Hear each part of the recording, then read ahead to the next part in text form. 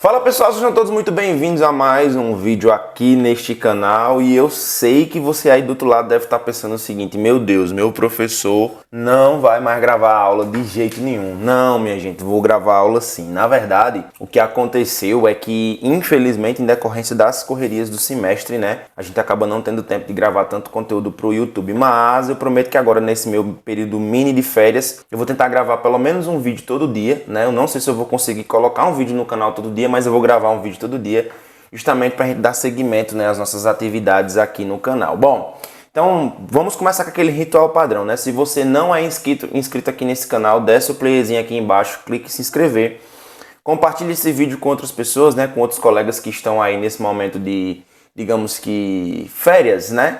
Para a maioria da galera mais quer informações, quer dar aquela estudada, quer correr atrás do prejuízo agora nas férias. Então não esquece de pedir para essa pessoa se inscrever e encaminhe esse vídeo para ela também, além dos outros vídeos que tem aqui neste canal, beleza? Então não esquece também de ativar o sininho aqui nas notificações para que vocês possam receber as notificações de novos vídeos, tá bom? Lembrando que quando você não clica no sininho, o YouTube acaba não recomendando esse vídeo. E clica no gostei, né, para indicar esses vídeos, para que esse vídeo tenha um alcance maior e possa chegar a mais pessoas, beleza? Então vamos nessa. Professor, o que é que a gente vai falar hoje? Hoje nós vamos falar um pouquinho sobre a farmacologia do sistema nervoso central. Professor, e o que é que o senhor vai falar sobre farmacologia do sistema nervoso central que não tem aqui no canal ainda? Veja bem, aqui no canal a gente já tem uma aula que eu vou deixar para você aqui em algum lugar da tela sobre ansiolíticos e antidepressivos, tá bom? Uma aula muito bacana, muito bem detalhada, muito legal. Porém, hoje eu vou mencionar para vocês, vou conversar um pouquinho mais com vocês sobre justamente as informações relativas aos principais neurotransmissores que existem no sistema nervoso central. E por que eu vou fazer isso? Porque é importante que antes mesmo de você saber quais são os medicamentos, como eles agem, quais são os mecanismos de ação de cada um desses fármacos ou dessas classes de fármacos, é importante e muito importante que você conheça as funções fisiológicas do ponto de vista farmacológico desses neurotransmissores. Então é justamente por isso que eu vou conversar com vocês aqui hoje, falando um pouquinho sobre esses neurotransmissores relacionados ao sistema nervoso central. Então vem comigo aqui para a nossa lousa para a gente poder conversar um pouquinho mais, tá bom? Essas sinapses, elas são chamadas de sinapses químicas. Por que elas são chamadas então, tio, de sinapses químicas? Por um motivo bem simples, né? Os neurônios, como mencionei anteriormente, que são as unidades básicas, né, do nosso sistema nervoso, eles têm a capacidade funcional de impulsionar com a ajuda da eletricidade os impulsos nervosos. Esses impulsos nervosos eles são chamados de sinapses. O que são essas sinapses químicas, professor? Vamos lá. Os neurônios eles não se tocam, fisicamente eles não se tocam. Então, pelo fato desses neurônios não se tocarem, né, os neurônios eles não se tocam, como não há como é que eu posso dizer, essa junção de neurônios, como é que um neurônio se comunica com o outro? Através da transmissão de informações químicas por neurotransmissores. Esses neurotransmissores, quando são liberados, a depender do posicionamento do sistema nervoso, uma informação é gerada, um sinal é gerado. E a gente chama isso de sinapse química. Professor, essas sinapses, elas ocorrem onde? Elas ocorrem no que nós chamamos de fenda sináptica. Professor, o que é que são fendas sinápticas? Fendas sinápticas são regiões onde um neurônio libera esse neurotransmissor e esse neurotransmissor, uma vez disponível nessa fenda sináptica, que é um espaço, vai se conectar a outro neurônio ou até mesmo a um músculo efetor. Então, dependendo de como acontece, esse tipo de processo vai ocorrer pela liberação de neurotransmissores diferentes. Então, por exemplo, se libera dopamina, há uma informação gerada ali naquele momento. Se libera acetilcolina, há outra informação gerada naquele momento. Se libera, sei lá, serotonina, há outra informação liberada naquele momento. Compreendeu agora? E como é que essa informação, professor, ela é liberada então? Como é que eu sei que ela é liberada? Então aqui tu vai ver, ó, que a gente tem um neurônio, tá vendo? Ó, um neurônio. Esse neurônio é constituído de três partes principais. Os dendritos, que são essas regiões mais curtas, ó, justamente responsáveis por receber essas informações, fechou? O corpo celular, que vai conter aqui o núcleo do nosso neurônio, que vai ser responsável por processar essas informações. E a gente vai ter aqui, ó, o axônio, que vai ser responsável por transmitir essas informações para outros neurônios. O que é importante que você saiba? Esse nosso axônio, ele tem por cima dele o que nós chamamos de bainha de mielina. Professor, para que serve essa bainha de mielina? A bainha de mielina, minha gente, ela vai servir para que o impulso nervoso ele seja transmitido em uma única via. Por que isso, professor? Por que isso, tio? Porque se ele não for transmitido em uma única via, infelizmente esse impulso elétrico vai se dissipar. Uma vez se dissipando, não vai ocorrer a comunicação entre os neurônios, entendeu agora? Por isso que à medida que você vai ficando mais velho ou você vai tendo algum tipo de doença neurodegenerativa, a perca dessa bainha de mielina pode ocasionar uma dificuldade de transmissão de sinal. Como não ocorre transmissão de sinal, pode haver ali naquela condição um problema grave relacionado à degeneração da bainha de mielina. Ok? Tranquilo? Bom, então no nosso sistema nervoso central, como eu já mencionei para vocês, a gente tem aqui o cérebro, né, o encéfalo, que vai constituir sobre o cérebro, o tronco encefálico e o cerebelo, e nós vamos ter a medula espinal, beleza? Então, o nosso cérebro ele vai ser dividido em telencéfalo e diencéfalo. Já o tronco encefálico, mesencéfalo, ponte e bulbo. E o cerebelo vai ser como cerebelo mesmo, tá bom? Então, você percebe que o encéfalo ele já é uma região muito complexa. E cada uma dessas regiões do encéfalo vão ter funções e características de transmissão diferentes a depender do tipo de neurotransmissor que nós estamos tratando. Combinado assim? Então, é importante entender como essa estrutura funciona, ok? E dito isso, quais são os neurotransmissores que a gente vai ter a nível do sistema nervoso central?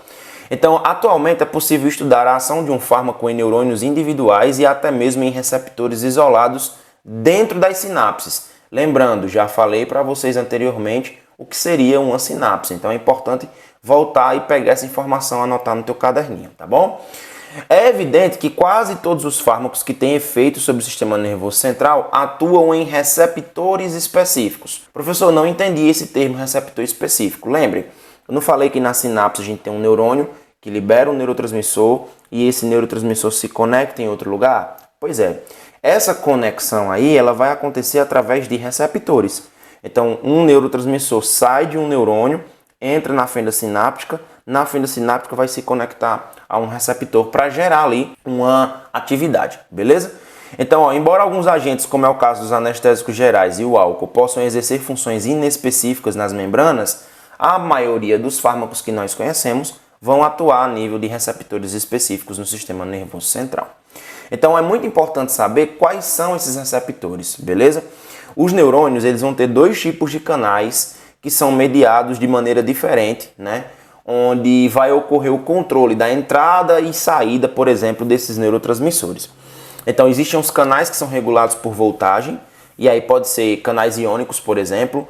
Os canais iônicos, quando a voltagem, a membrana despolariza, esse canal se abre, permitindo a entrada de determinados íons. Ou esses canais também podem ser regulados por ligantes. O que significa isso? Significa que ele pode ser um canal iônico ou um canal acoplado à proteína G, por exemplo, e quando esse ligante se liga, ele vai abrir ou fechar o canal a depender da necessidade, da característica. Então, basicamente, hoje no sistema nervoso, o que é que a gente tem? Dois canais. Os canais regulados por voltagem, membrana despolarizou, ele abre ou ele fecha, e os canais mediados por ligante, que são aqueles canais que estão diretamente associados, por exemplo, à ligação de um determinado neurotransmissor ou outra molécula, ou um segundo mensageiro, terceiro mensageiro, fazendo com que esse canal mude sua conformação e se abra ou se feche, a depender da necessidade, ok? Bom, aqui eu trouxe para vocês só para mostrar os canais regulados por voltagem, beleza? Os canais regulados por voltagem, então a membrana despolariza e esse canal acaba se abrindo. Quando esse canal aqui ele é regulado por ligante, é necessário que o ligante chegue no canal, se conecte e esse canal aqui vai, obviamente, se abrir. E aqui a gente tem um receptor metabotrópico, que você vai ver que existem várias subunidades nessa região para que esse ligante, ao se conectar, gere uma série de reações metabólicas, uma série de reações bioquímicas para que esse canal mude de conformação. Fechou? Bom, então, para você entender como é que funcionam esses neurotransmissores, a primeira coisa que você precisa compreender é que os critérios para que determinada substância química se torne um neurotransmissor são três: a localização dela, a liberação dela e o que nós chamamos de mimetismo sináptico. O que é mimetismo sináptico? Mimetizar, minha gente, vem de imitar, tá bom? Então ele vai imitar uma sinapse. Por isso que muitas vezes alguns fármacos eles imitam determinadas atividades que neurotransmissores do nosso organismo acabam já gerando, tá bom? Então é importante você saber dessa característica ou desse nome, mimetismo sináptico, tá bom? Quais são os neurotransmissores que a gente vai encontrar no sistema nervoso central? O primeiro grupo são os aminoácidos, tá bom? Os aminoácidos que nós vamos falar aqui são 3. O glutamato, ou ácido glutâmico, a glicina e o GABA, que é o ácido gama-aminobutírico, tá bom? Cada um deles vão ter funções específicas a depender da sua característica e da sua liberação. O glutamato, ele está diretamente ligado à neurotransmissão excitatória. Então, por exemplo, em pacientes que apresentam característica em alguns tipos de transtornos epiléticos, a gente percebe que a sensibilidade dele ao glutamato é bem maior. Ah, professor, glutamato é aquele que eu vejo o pessoal falando lá na nutrição, nos alimentos? Sim, o glutamato é esse mesmo cara aí, beleza? Ah, professor, então quer dizer então que obrigatoriamente ao comer determinada substância que tem glutamato, determinado alimento tem glutamato, eu vou ficar piradão? Não necessariamente, tá bom?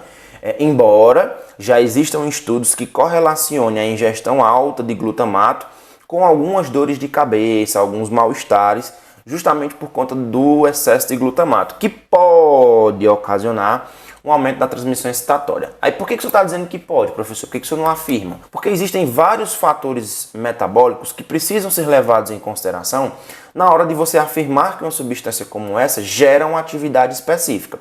Por exemplo, na ingestão desse glutamato que está em excesso na sua alimentação, quanto efetivamente desse glutamato chega ao seu sistema nervoso central? Isso é necessário saber.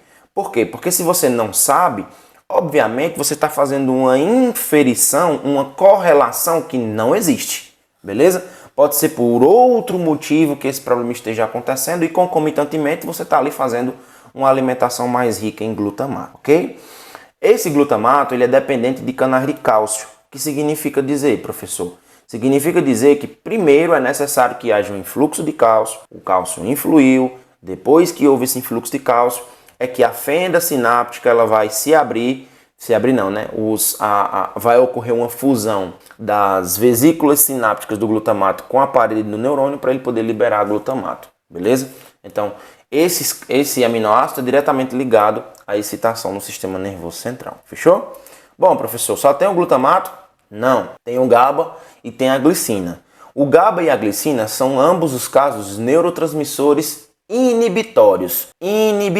Ah, professor, então eles formam uma balança com o glutamato. Perfeito. Enquanto que o glutamato é excitatório, o GABA ele é inibitório. Por que eu estou falando especificamente do GABA? Porque a glicina, embora ela tenha ali algumas características de ter inibição a nível de sistema nervoso central, o GABA ele é muito mais prevalente. Então o GABA, dentro das suas características, ele é mais interessante de se entender porque ele vai gerar um processo de inibição muito mais eficiente do que a glicina. Entenderam agora? E a gente divide esses receptores GABA em 3 tipos: o GABA-A, o GABA-B e o GABA-C. O GABA-A ele é o mais proeminente, ou seja, aquele que está em maior quantidade no meu sistema nervoso. E ele é um receptor ionotrópico. Ion vem de íon. E o que é que ele permite, professor? Ele permite a permeação de cloreto. Ou seja, o cloreto ele entra nesses receptores GABAérgicos. Ah, professor, entendi. Então quer dizer que quando... Deixa eu me colocar aqui de lado, minha gente, para ficar mais fácil de... Aqui, ó.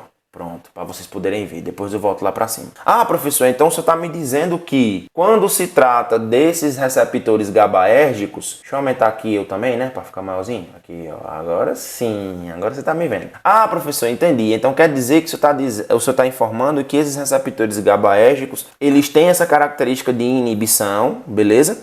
E pelo fato dessa inibição acontecer, eles permitem a entrada de cloreto. Exatamente. O cloreto entra, gerando um processo inibitório no sistema nervoso. Cuidado quando eu estou falando de inibição. Inibição não está diretamente relacionada à depressão. Cuidado com isso, tá? Quando eu falar o termo depressão aqui, nessa aula, eu não estou falando do transtorno depressivo. Eu estou falando da diminuição da atividade do sistema nervoso. Beleza? Já o GABA-B, ele é um receptor acoplado à proteína G. E o GABA-C é um canal de cloreto controlado por transmissor, ou seja, pelo próprio GABA, ok? Com um detalhe importantíssimo. Por que o GABA-A ele é o mais importante? Porque ele é o mais proeminente. O mais proeminente. É por isso que a gente precisa ter noção, quando a galera fala por aí, foi descoberto um novo receptor GABA que um fármaco específico se liga nele. Beleza. Vamos supor que você descobriu agora um medicamento que se liga especificamente no GABA-B. Ok, massa. Mas qual é o mais proeminente? É o GABA-A. Então é muito mais lógico que você trabalhe com fármacos que se liguem naquele receptor que é mais proeminente ou menos, para que você tenha uma resposta farmacológica mais intensa. Professor, mas vai aumentar também o número de efeitos adversos. É justamente isso que a gente precisa estudar na hora de colocar um fármaco no mercado. Entender qual é o tipo, o nível e a potência da resposta que é gerada para que você tenha a utilização de um fármaco mais específico. Ficou claro? Beleza?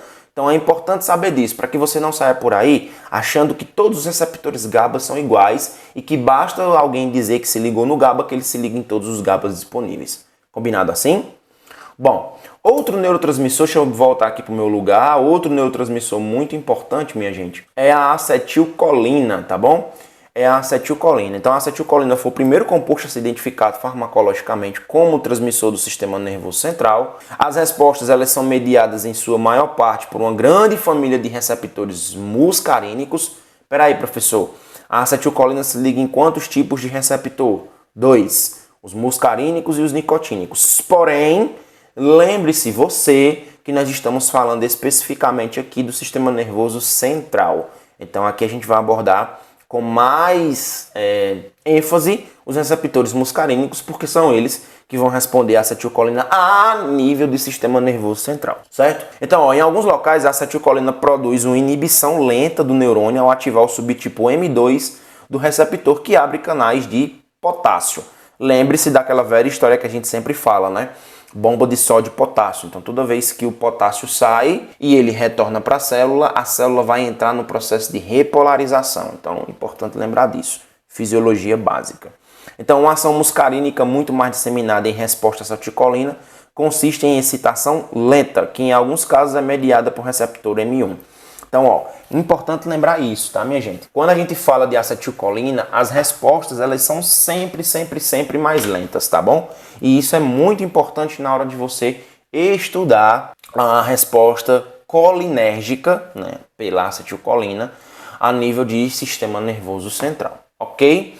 E foi relatada a associação da demência pré-senil do tipo Alzheimer a uma elevada perda de neurônios colinérgicos, ou seja, pacientes que apresentam uma demência, né, ligada ao Alzheimer, tem aí uma deficiência, uma diminuição, a gente observou que a maioria deles, ou alguns deles, tem ali uma deficiência de neurônios colinérgicos, tá bom?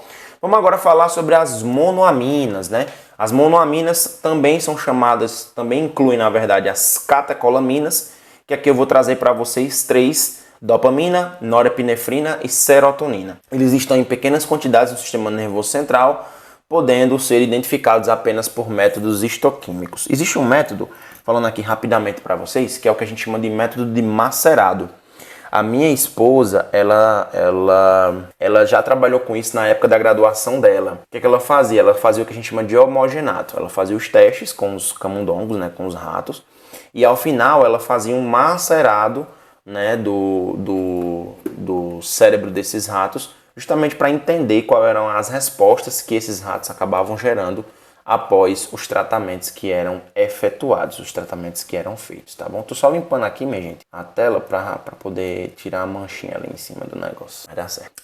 E aí a gente quantificava através de métodos histoquímicos, especialmente utilizando HPLC, né, justamente para verificar, para observar se existia ali a presença e a quantidade dessas monoaminas após o tratamento indicado. Então, muito interessante, só para vocês saberem disso, ok?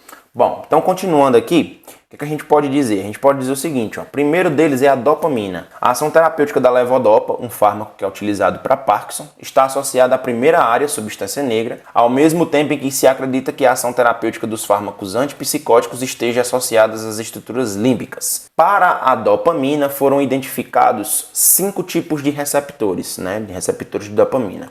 que são classificados em categorias semelhantes, né? A D1, que é D1 e D5, e a D2, que é D2, D3 e D4. Por conta de suas semelhanças, a maioria das vezes, minha gente, se não todas, esses receptores são proteínas. Como são proteínas, você precisa entender que muitas delas apresentam semelhanças estruturais. Muitas vezes apenas sua forma terciária que muda, mas são sempre estruturais. Todos os receptores de dopamina são metabotrópicos, então sua resposta sempre é mais lenta, e ela exerce, em maneira geral, uma ação inibitória lenta sobre os neurônios do sistema nervoso central. Lembre-se que nossa aula aqui nós estamos falando especificamente sobre esses neurotransmissores, tá bom? Depois a norepinefrina. Então, norepinefrina é muito importante também. Os neurônios noradrenérgicos, eles estão localizados em sua maioria no que nós chamamos de locus ceruleus, né, ou locus ceruleus, ou na área tegumentar lateral da formação reticular. Todos os subtipos são metabotrópicos. Então a função da norepinefrina é de hiperpolarizar esses neurônios, né? E esse efeito é mediado pelos receptores alfa-2, né? Que tem sido caracterizado de modo mais pormenorizado nos neurônios do locus. Dependendo do tipo de neurônio, esse efeito é mediado por receptores alfa-1 ou beta, beleza? Que são chamados de adrenérgicos por causa dos seus neurotransmissores, ok? Importante saber disso. O último, né, que é a serotonina, que é a 5-hidroxitriptamina, que vem lá do triptofano também, certo? Mas cuidado com isso, tá? Eu vejo a galera indicando suplementação de triptofano como se isso fosse gerar um aumento da serotonina, o que não é verdade. Pode acontecer, mas isso não significa que acontece sempre, então tem que ter cuidado com isso, certo? Então o 5-HT está contido nas fibras não mielinizadas, que inervam difusamente a maioria das regiões do sistema nervoso central. A 5-HT atua em mais de 12 tipos de receptor, vou aqui trazer para vocês alguns mais importantes. Com exceção do 5-HT3, todos eles são metabotrópicos. E o receptor 5-HT3 ionotrópico exerce uma função excitatória rápida em um número muito limitado de locais do sistema nervoso central. Na maior parte, a ação ela é inibitória, ok? Essa ação é mediada pelos receptores 5-HT1A, que é o mais importante de todos, que está diretamente relacionado à hiperpolarização da membrana. Alguns tipos eles são excitados lentamente pela 5-HT em razão dos bloqueios de canais de potássio e pode ocorrer tanto ações excitatórias como inibitórias no mesmo neurônio. Uma coisa muito importante, minha gente, é que a 5-hidroxitriptamina, né, ou triptamina, ela é de longe o neurotransmissor mais estudado, digamos assim, né? Ou aquele que é mais... que a galera fala mais. Por que o pessoal fala muito dele, professor? Porque é o que está mais associado a casos de ansiedade e depressão, né? Então a gente tem hoje uma terapia combinada, que na verdade é uma terapia mais usada no mundo hoje para o tratamento de transtorno de ansiedade generalizada, em alguns casos de depressão, que são os inibidores da recaptação de serotonina. Existem os inibidores da recaptação de serotonina e existem também os inibidores da recaptação de serotonina e norepinefrina. Então, esses dois neurotransmissores estão diretamente relacionados a essas características, o que faz com que eles sejam neurotransmissores extremamente importantes no processo de tratamento de ansiedade e de depressão, beleza? Então aqui eu trouxe para vocês exemplos, né, como é o caso da fluoxetina e da buspirona, que são fármacos que atuam nessa neurotransmissão serotoninérgica, tá bom? Serotoninérgica para o tratamento de depressão e ansiedade, como eu falei para vocês. Um subgrupo de receptores 5-HT2 estão expressos em regiões do sistema nervoso central, que são diretamente associadas a alucinações, que estão envolvidos em esquizofrenia e tudo mais. E o subgrupo HT3 está expresso na área póstrema, região do sistema nervoso central associada à indução de náuseas e vômitos. Inclusive, tem um medicamento que atua aí, que é o Dramin. Vocês conhecem o Dramin ou até mesmo a ondansetrona. Também atuam nessa região, que são fármacos que atuam como antagonistas nesses receptores, diminuindo ali o centro ou melhorando o centro do vômito, beleza? Tio, só existem esses neurotransmissores? Não, minha gente, existem muito mais neurotransmissores, certo? Só que os outros neurotransmissores que são relevantes para que vocês entendam e estudem eles têm atividades, digamos que secundárias, ok? Como, por exemplo, a histamina, que também atua a nível do sistema nervoso central, alguns neuropeptídeos, como alguns neuropeptídeos que são diretamente ligados à fome, ao centro da fome, algumas características nesse sentido. As orexinas, por exemplo, que são neurotransmissores peptídicos produzidos pelo hipotálamo, certo? Que atuam ali diretamente no hipotálamo, podem ser chamadas também de hipocretinas, beleza? Hipocritinas e estão diretamente relacionadas ao ciclo sono-vigília. E existe o sistema endocannabinoide. Gente, o sistema endocannabinoide, eu vou fazer uma aula específica só sobre ele, tá? Porque ainda é um sistema que precisa ser um pouco mais elucidado, eu preciso me aprofundar um pouco mais para você poder entender o sistema canabinoide, né? Que está diretamente ligado aos receptores de tetraendocannabinol. Os canabinoides eles podem afetar a memória, podem afetar a cognição, podem afetar a percepção de dor. Então, é uma característica muito específica desses receptores endocannabinoides que eu preciso ainda dar uma olhada mais a fundo. O óxido nítrico, que também é muito importante quando a gente vai estudar lá a nível do sistema nervoso central, os anestésicos. Inclusive, o óxido nítrico ele era utilizado durante muito tempo para induzir anestesia, né? É muito interessante saber disso. Então, bom saber. E as purinas, né? Que são receptores diretamente ligados à adenosina, né? Tem a ATP, tem o UTP, tem o UDP, que são características muito específicas nesses receptores ligados ao sistema nervoso central. E aí, como eu já falei para vocês, a gente tem os fármacos depressores, estimulantes e os fármacos que modificam seletivamente o sistema nervoso central, que já tem aula aqui no canal. Então, minha gente, espero que você tenha gostado demais. Essa aula ficou longa, né? Quase 30 minutos de aula. Quando eu editar aqui vai cair um pouquinho. Eu espero fielmente que você tenha gostado dessa aula. Como eu já disse lá no começo da aula, se inscreva aqui no canal, compartilhe esse vídeo se você puder. Eu agradeço, tamo junto e até a próxima.